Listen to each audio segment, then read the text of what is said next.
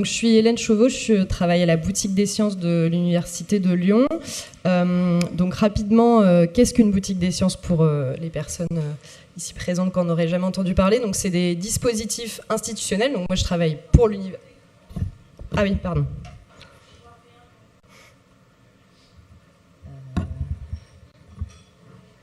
Comme ça? Ouais. Donc très rapidement, donc c'est des dispositifs institutionnels. Donc moi je travaille, voilà, c'est un dispositif là qui est porté en l'occurrence par l'université Lumière Lyon 2. Les boutiques des sciences, ça existe à plusieurs endroits et ça vient en fait du mouvement des science shops. Donc avec le terme shop en fait qui en anglais reflète plus le côté atelier, fabrique, bon qu'on a traduit en français par boutique, ça lui rend pas forcément justice, mais voilà pour vous montrer un peu l'idée que voilà, c'est des lieux où on échange et où on fabrique ensemble de la science, des sciences. Donc il y a différents modèles dans le monde qui existent, mais avec pour point commun voilà, d'avoir les objectifs un peu suivants que je ne vous détaille pas, de transfert des connaissances, d'un meilleur accès du public aux sciences et aux technologies, d'avoir des outils de compréhension, d'analyse des enjeux de la société, d'acquérir de nouvelles compétences pour les trois parties prenantes de nos actions qui sont donc les étudiants, les chercheurs et le monde associatif, une volonté de croiser les types de savoirs et de co-construire les connaissances, et puis une démarche qui part systématiquement des questionnements des acteurs dits extra-académiques, je reviendrai un petit peu rapidement là-dessus. Il y a d'autres boutiques des sciences en France pour info, donc il y a notamment les collègues de Lille qui sont là-bas ici présents, il y en a également une à Montpellier, et puis on est relié aussi à un réseau international, un réseau francophone, et puis d'autres amis pour certains qui sont là voilà, dans l'environnement desquels on évolue, on va dire. Globalement, comment fonctionnent nos projets? Donc nous, on part, voilà, une boutique des sciences, ça accompagne vraiment un accompagnement global de la démarche et du partenariat de recherche participative, donc avec la proposition de se poser en médiateur ou en tiers veilleur et de former des structures et des étudiants voilà, qui sont impliqués et de financer aussi ces démarches. Ce qui n'est pas rien. Voilà. Donc on part vraiment donc des associations ou structures publiques qui accueillent la démarche ou qui sollicitent donc directement l'université ou la boutique des sciences en posant leurs questions. Voilà, ils arrivent avec leurs problématiques, leurs questions. Ça passe à la moulinette de notre comité scientifique, donc qui est à la fois pluri-établissement, il y a plusieurs établissements représentés, et pluridisciplinaires qui sélectionnent les projets sur à la fois des enjeux de faisabilité, d'originalité, j'y reviendrai rapidement, et puis d'intérêt général. Voilà, ça donne un sujet de recherche et ensuite on propose de le traiter donc, de manière la plus participative possible, mais dans un temps assez restreint, puisque on propose principalement des stages de Master 2 ou des projets tutorés, ou parfois d'autres formats, type un peu hackathon, challenge. Et donc, ces projets-là sont systématiquement co-encadrés, donc à la fois par l'association ou la structure qui accueille l'étudiant, l'étudiante, l'encadrant pédagogique et un encadrant scientifique en plus, qui soit un peu spécialiste davantage du sujet. Donc ça donne des résultats qui sont coproduits le plus possible. Et puis nous, on se charge aussi, voilà, on met un accent particulier sur la diffusion et l'après. Donc la diffusion à la fois vers la communauté scientifique et vers la société civile, puisque le sujet, même s'il est porté par une association, souvent, voilà, c'est des questions que se posent plein d'autres associations ou d'autres acteurs. Voilà. Et on essaye parfois de donner suite par ailleurs. Donc voilà, pour vous dire globalement comment on fonctionne sur une année et demie en tout, voilà, notamment du point de vue des assos en fait. Donc on propose des ateliers d'émergence de la demande, parce que c'est pas facile de poser une question en fait, et encore moins une question de recherche. Donc voilà, on propose des ateliers avec les associations pour leur proposer de venir se questionner avec nous, d'avancer. Voilà, on a un nœud, comment ça pourrait être une question d'intérêt général, etc. Ensuite, on lance notre appel à projet. Donc on reçoit, là on a reçu une trentaine de demandes par exemple cette année. On diffuse voilà, largement. Alors nous, on est plutôt sur l'échelle Auvergne-Rhône-Alpes, hein, du coup, enfin même plutôt Rhône 1 Loire. Ensuite, on a donc le dépôt des projets, la sélection par le comité scientifique. Ensuite, on diffuse les offres de stage, etc.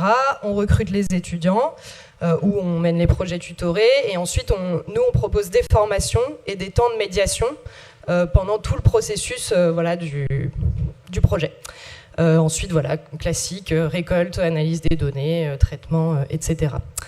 Voilà, pour répondre à la question alors qui était posée de positionnement de la gommette, donc j'ai positionné un peu la boutique des sciences sur voilà, bon, évidemment le côté critique, parce qu'on part plutôt de savoirs existants, donc à la fois des savoirs universitaires amenés par l'étudiant, l'étudiante, les chercheurs, les chercheuses, et puis des savoirs des assos, et on cherche les liens qu'il peut y avoir entre ces savoirs, on cherche à les mettre à plat et à recomposer un petit peu ces savoirs-là et à voir voilà, comment on peut trouver de nouvelles choses en les faisant se croiser. Donc il y a aussi un objectif créatif, mais voilà, souvent pendant les 6 mois que le stage dure, en fait, c'est quand même compliqué d'arriver à ce stade-là, donc c'est un peu un objectif, mais voilà, on est plus sur une dimension critique dans un premier temps. Et ensuite, on est plutôt sur le avec, bien sûr, puisque vous aurez compris que voilà, on essaye le plus possible d'être dans la co-construction et la participation avec les associations, que ce soit elles qui proposent le sujet, qui discutent de la méthodo, qui analysent avec l'étudiant, etc.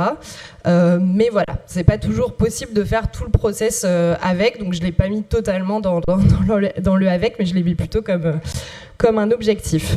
Voilà, parce qu'il faut bien avouer que parfois, même si toutes les étapes sont construites, de fait, le niveau d'implication des assos, il varie. Et parfois, il y a quand même une posture de la part des assos d'appel à expertise, et donc où le pour prend le dessus, où voilà, les assos en fait, viennent nous chercher.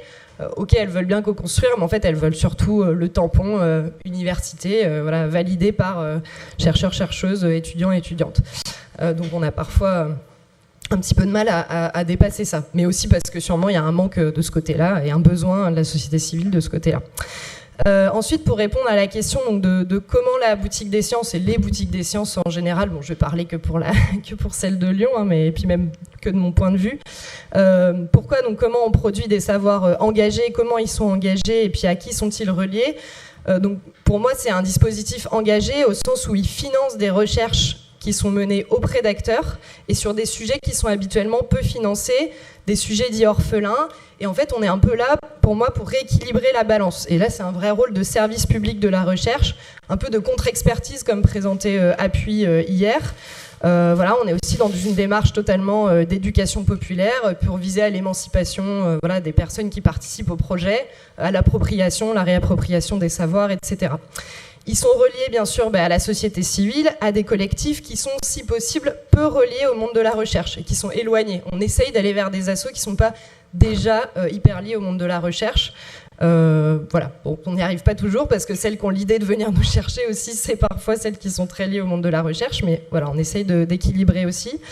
Et idem, on essaye d'aller chercher des étudiants, des enseignants-chercheurs qui ne sont pas forcément déjà sensibilisés ou déjà dans l'envie de travailler avec la société civile. Mais ce n'est pas si simple non plus parce que voilà, il faut acculturer tous ces gens à travailler ensemble. Donc parfois, voilà, ça donne un projet plus efficace ou plus flamboyant de travailler avec des gens qui ont déjà cette appétence ou cette envie de travailler ensemble. Mais en fait, pour moi, c'est surtout un dispositif qui produit des savoirs qui sont engageants. Parce que voilà, la boutique des sciences, elle est engageante pour les 3 parties prenantes, à la fois pour les assos, parce que l'asso, certes, elle propose le sujet, mais il faut aussi voilà, qu'elle accueille l'étudiant, qu'elle s'engage en termes de temps dans la démarche, même si elle ne paye pas. Donc en termes d'accueil, etc., il faut accepter aussi d'avoir un travail critique qui est mené sur soi.